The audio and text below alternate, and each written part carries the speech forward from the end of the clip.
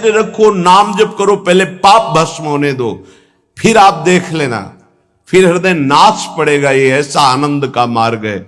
ये ऐसा थोड़ी कि तुम्हें कोई भुलावे में डालने के लिए क्या तुम दे दोगे। खुद भिखारी हो विषयों के, तुम दाता हो क्या? क्या दे दोगे? क्या है तुम्हारे पास? अरे सच्चिदानंद बपू भगवान श्री लालजू महाराज का जिन्होंने आश्रय लिया, उनको किसी विषयों की चाहत रखने वालों के आगे हाथ फैलाने की जरूरत है? प्रणत कामदम पद्मजार्चितम। तो क्यों वो तुम्हें प्यार कर रहे हैं? क्यों वो तुम्हें दुलार कर रहे हैं? तुम्हारे मंगल के लिए कर रहे हैं। तुमको जो मिल रहा है उसको स्वीकार कर लो तो तुम्हारा जीवन कृतार्थ हो जाएगा। क्या है तुम्हारे पास? अरे जिनके पास अपार धन है वो भी चिंता और शोक से जल रहे हैं, क्योंकि मृत्यु उनका इंतजार कर रही है। मृत्यु धन से थोड़ी हटाई जा सकती है। मृत्यु का भय किसी पद से नहीं हटाया जा सकता, किसी वैभव से नहीं हटाया जाता। मृत्यु का प्रहार शरीर पर है। शरीर राग त्यागी ही मृत्यु भय से मुक्त है। राग का त्याग करना कोई खिलवाड़ नहीं है। भगवत अनुराग से शरीर के राग का त्याग होता है। यहां मलिनता बढ़ाते चले जा रहे हैं। वही भोग दृष्टि इतनी बढ़ जाती कि अपनी बेटी बहन के प्रति भी दृष्टि बढ़ जाएगी। कलिकाल विहाल के मनुजा ने मानत को अनुजा तनुजा। चाहे वो गुरु बहन हो, चाहे वो सगी बहन हो, चाहे वो बहन के समान पूज्य हो, जब दृष्टि मलिन तो वो मलिन ही देखती चली जाएगी। जब तक प्रेम जल से हृदय नहीं धोया जाता तब तक मलिनता का अंश बड़ी बड़ी साधना करने पर भी बना रहता है। अब अनंत जन्मों से माया में आसक्त चित्त होकर के नाना प्रकार के शुभ अशुभ कर्म करने वाले जब भगवत कृपा से पुनः सत्संग प्राप्त करते हैं और साधन मार्ग में लगते हैं तो माया अपना प्रबल रूप धारण करती है। या तो ऐसी अनुकूलता प्रदान करती है कि वो भूल जाए, और या ऐसी प्रतिकूलता झोंक देती है कि उसको लगता है कुछ नाम जपने से नहीं, कुछ साधन करने से नहीं, दुख तो वैसे ही घेरे हुए है। धैर्य छूट जाता है और भगवत मार्ग से विमुख आचरण करने लगता है। इसलिए उपासक को बहुत सरल ढंग से समझना चाहिए कि पुरानी फसल यदि बाजरा बोई है और बाजरा की रोटी मिल रही तो अगली फसल गेहूं बो दिया तो कल ही नहीं रोटी बना लोगे। 5-6 महीने लगेंगे किसान मेहनत करके, खेती तैयार करके, दाना बो करके, सींच करके, संभाल करके, फिर भी वो अतिवृष्टि, अनावृष्टि, ओले वृष्टि आदि से बच जाए, सुरक्षित हो जाए, तो सुरक्षित अनाज घर आ जाए, फिर वो पीस कर रोटी बना सकता है। तुम अनंत जन्मों से मनमानी आचरण करते रहे, आज नाम शुरू किया है तो वो तूफान नहीं उठेगा। नष्ट करने के लिए वो अपना स्वरूप धारण करेगा। उसकी गुलामी सहते रहे हो भी, काम क्रोध लोभ मोह मद मत्सर। अब तुमको धैर्य पूर्वक नाम को पकड़े रहना। जैसे आंधी चले तो हम पहाड़ का आश्रय ले लें, हटे ना इधर उधर, तो आंधी तूफान पहाड़ को नहीं उड़ा सकती। ऐसे ही श्री भगवान कह रहे मामेव ए प्रपद्यन्ते माया में ताम तरंतिते। माया का तूफान आएगा पर तुम मेरे चरणों को पकड़े रहना, छोड़ना नहीं। पर ये जिनका मलिन हृदय है ना, वो सोचते हैं 4 दिन नाम जप करेंगे सारे दुख मिट जाएंगे। हां पक्का मिट जाएंगे, जड़ से मिट जाएंगे, पर धैर्य पूर्वक जीवन को आगे बढ़ाओ। भगवत विमुख होने से तुम्हारा अमंगल ही अमंगल है, भगवत सन्मुख होने पर मंगल ही मंगल है। थोड़ा धैर्य धारण करो, तुम्हारी ये फसल तैयार हो जाए, फिर देखना आनंदित हो जाओगे। पर ये कुसंग मन का और तन का, ये दोनों परमार्थ में टिकने नहीं देते। जहां ऐसे मित्र जन मिले जो गलत आचरण करने वाले होते हैं, वो पूछते हैं तुमने शराब छोड़ दिया, मांस छोड़ दिया, तुम नाम जप करने लगे, कुछ लाभ हुआ? अरे कुछ नहीं होने वाला, तुम देख लो करके। उसके दिमाग में माया तो आक्रमण किए ही है। तत्काल नकारात्मक भाव आ जाता है कि नहीं नहीं, भगवत मार्ग में कुछ नहीं मिला, ठीक कह रहे हो, तो आओ हमारे संग फिर हो जाओ। फिर वो माया के मलिनाचरणों में उतर जाता है। वो संत द्रोह, भगवत द्रोह उसके हृदय में अपना स्थान बना लेता है। फिर जन्म जन्मांतर, युग युगांतर कब अवसर आएगा भगवत मार्ग में चलने का। इसलिए जिनको सत्संग मिला है, जिनको नाम जपने का सौभाग्य मिला है, उनको बहुत धैर्यवान होना पड़ेगा। इसको ऐसे पकड़ना होगा कि जैसे हम बहुत बीमार हैं और इस औषधि के सिवा अब हमारा कोई रास्ता नहीं बचने का, अब हमको ये औषधि खानी ही है। जासु नाम भव भेषज हरनि घोर त्रयशूल, तीनों तापों का नाश करने की सामर्थ्य और संसार समुद्र से पार करने की सुदृढ़ नौका, भवरोग की अचूक औषधि नाम है। हमारा भाव बने न बने, भाव बिगड़ जाए, कोई बात नहीं, तुम नाम मत छोड़ना, हमारी प्रार्थना मानना, नहीं तो ये तूफान माया का आपको उड़ा ले जाएगा, परमार्थ में नहीं खड़ा होने देगा। बहुत धैर्यपूर्वक दीर्घ काल तक चला जाता है। धैर्य कहते हैं लाभ मिले ना मिले, हानि मिले, अपमान मिले, सम्मान मिले, हम किसी भी स्थिति में अब नाम नहीं छोड़ सकते। वो जीत जाएगा माया से।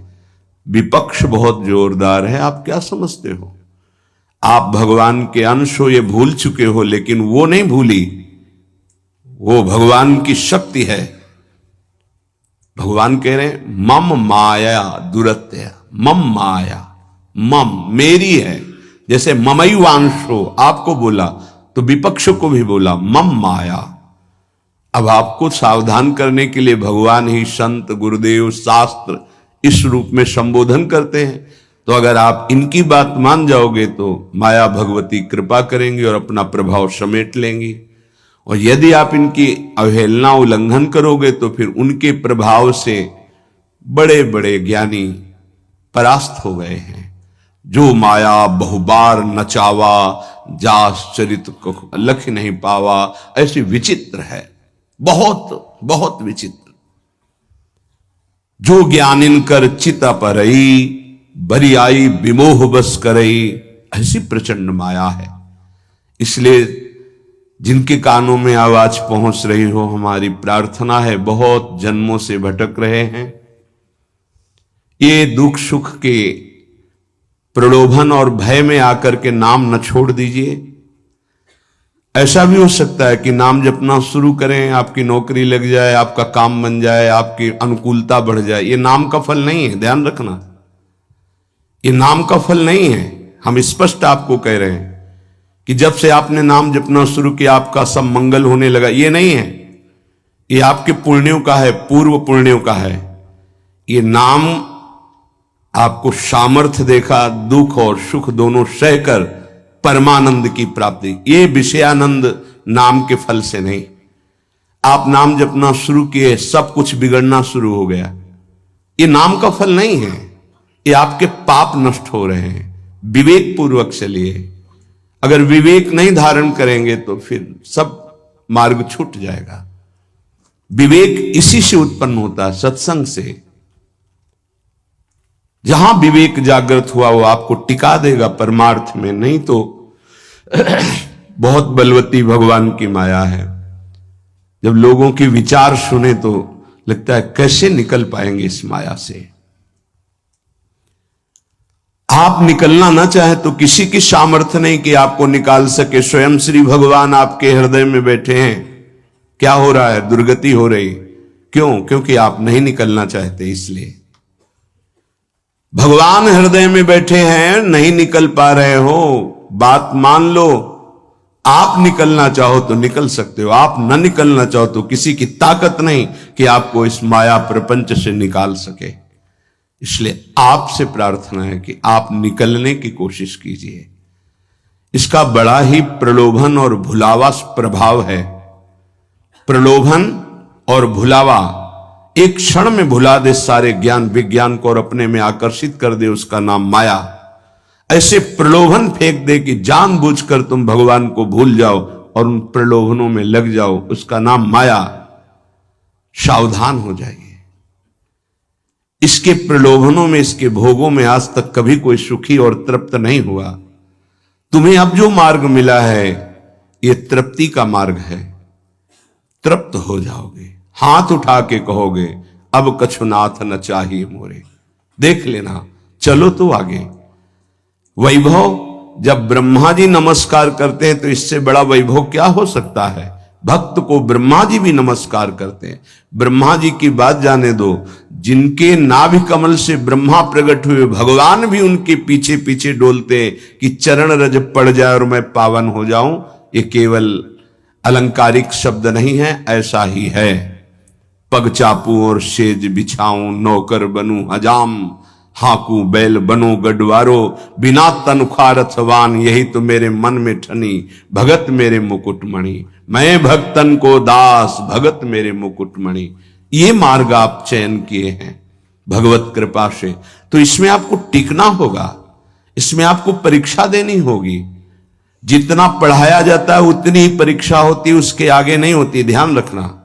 अध्यापक जितना आपको पढ़ाता है उसी पे प्रश्न करता है। तो जितना आपको सत्संग सुनाया गया, जितने में आपकी भूमिका भक्ति की है जैसी भी, उतना ही प्रश्न होगा, उसके आगे प्रश्न नहीं होगा। उतने पे तो आपको सफल होना पड़ेगा। नहीं सफल होगे तो फिर पढ़ाई कीजिए, फिर प्रश्न आएगा। जब आपको परमार्थ पद में, परम पद में आरूढ़ होना है तो आपको ये निर्णय करना ही पड़ेगा। एक तरफ माया है, एक तरफ भगवान है। माया को साधन बनाकर भगवान की प्राप्ति की जाती है, भगवान को साधन बनाकर माया की प्राप्ति नहीं की जाती।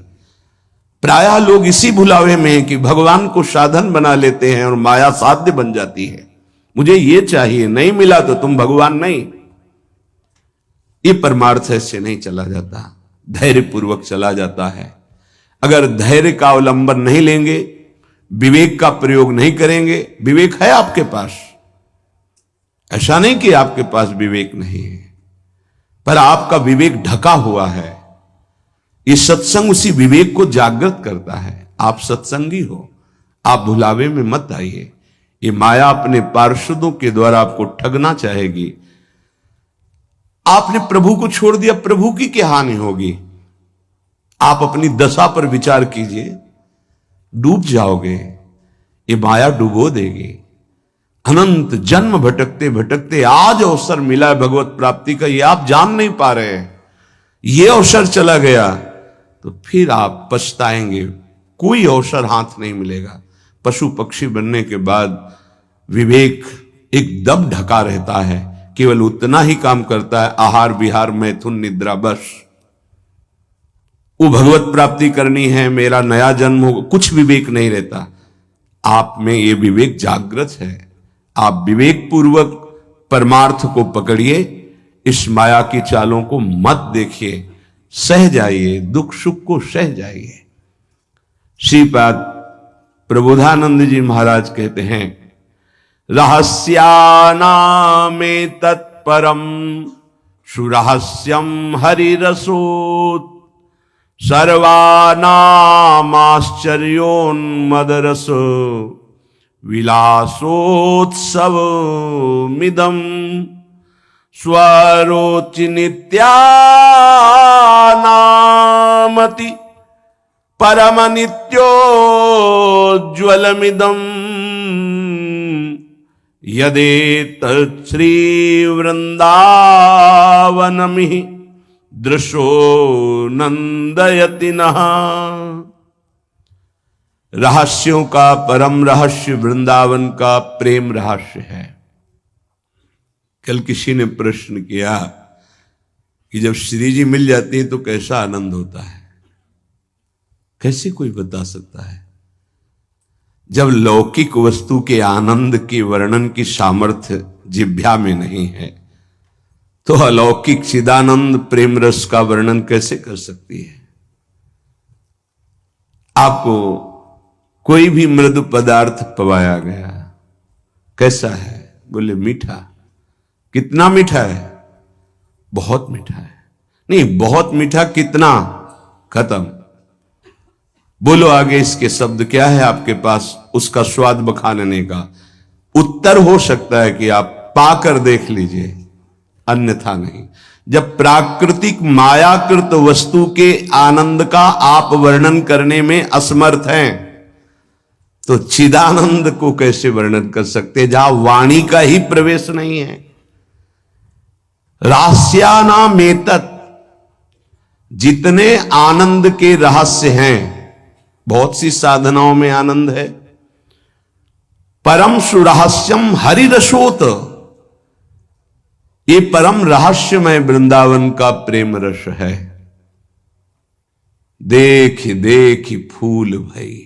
आह, जब अत्यंत आसक्ति ममता प्रिया प्रीतम से हो जाती है, उनका नाम जप करते हुए, लीला गायन करते हुए, रसिकों की कृपा प्रसाद से जब ऐसी ममता हो जाती, मेरी श्यामा जो, मेरे लाल जो, तब जाकर के हृदय में ये फूल भई। वो मुस्कुरा रहे, वन विहार कर रहे, वो झूल रहे, नौका विहार कर रहे, खेल रहे। उपासक का हृदय परमानंद की बाढ़ में आ रहा है। बड़ा ये रहस्यमय आनंद है। देखो, अपने बच्चे को जब खेलते हुए मां देखती है, तो उसके हृदय में जो होता है वो कोई दूसरी माता अनुमान भी नहीं लगा सकती है। नवीन बधू और उसका बेटा दोनों एक कांत कमरे में बैठे हास प्रयास कर रहे हैं, और वो कहीं से देख पाई मां, तो उसके हृदय में क्या होगा? एक अद्भुत आनंद। और वो मनाएगी, हे विधाता, आपने मेरी मनोकामना पूर्ण कर दी। मेरे बेटा बहू जैसे हंस रहे, खेल रहे, सदैव ऐसे आनंदित रहे। ऐसे बेटे को खेलते देखकर उसको आनंद हो रहा है। छोटी सी मायाकृत ममता में उसका हृदय आशीष देता है, आशीर्वाद देता है। और महाचिदानंद भाव को प्राप्त रसिक जन जब आनंद समुद्र प्रभु और आनंद समुद्र का सार सांद्रानंद घन प्रेम मूर्ति किशोरी, जब इनको देखते, जो भगवान शंकर के ध्यान में आ जाए तो उन्माद अवस्था को प्राप्त हो जाते हैं। वो प्रभु और वो प्रियाजू सामने खेल रहे, उस उपासक के आनंद का कैसे कोई वर्णन करे? उसके हृदय में असीम रहस्यमय प्रेम प्रकाशित होता है। रहस्यानामेतत्, जितने रहस्यमय आनंद है, उन सब आनंदों का परम सुरहस्यम, परम रहस्यमय जो प्रेमानंद है, वो वृंदावन प्रदान करता है। हरि रसोत, अभी किसी संग के प्रभाव से थोड़ा आनंद स्फुरित होता है। जैसे सत्संग सुन रहे, कोई भावात्मक बात आई, आपको आनंद, ये स्रोत नहीं है, ये संग का प्रभाव है कुछ क्षण के लिए। जैसे कोई कहते हैं, जब मैं वृंदावन आता हूं तो हमारा मन भक्ति में रम जाता है, पर जब यहां से जाता हूं तो कुछ ही समय बाद वो बात नहीं रहती है। क्यों? क्योंकि यहां का प्रभाव है, यहां भक्ति नृत्य कर रही है, और यहां साधु मंडली में आप बैठ करके भगवत चर्चा सुनते हैं, आपके तत्काल पाप नष्ट हो रहे हैं। दरस परस अघनाश, आप दर्शन कर रहे हैं। आप सामूहिक रूप से बैठे हैं, इस सभा में आप ही नहीं बैठे हैं, इस सभा में प्रभु भी बैठे हैं। मदभक्ता यत्र गायन्ति तत्र तिष्ठामि नारदा, जहां मेरे भक्त मेरा गायन, यहां अखंड भगवान नाम कीर्तन वाणी का गायन, भगवत चर्चा होती है, तो आपके हृदय में भक्ति का रंग तो बढ़ेगा ही, पर स्थायी तभी हो सकता है जब आप उस रंग को सुरक्षित रखें, माया के रंग का प्रवेश ना पड़ पावे, तब। इसीलिए कहा जाता है आप निरंतर नाम जप करें तो नाम पाहरू दिवस निशि, रात दिन नाम का पहरा लग जाएगा तो माया प्रवेश ही नहीं करेगी। बात यह है, आपके अंदर जो धरोहर जागृत हुई, आपके अंदर थी, उसे जागृत की गई है सत्संग के द्वारा। अब आप मलिन ना होने पावे पर्दा ना पड़ने पावे उस पर, उसके लिए पहरेदार रखना होगा कि अंदर माया प्रवेश ना करे।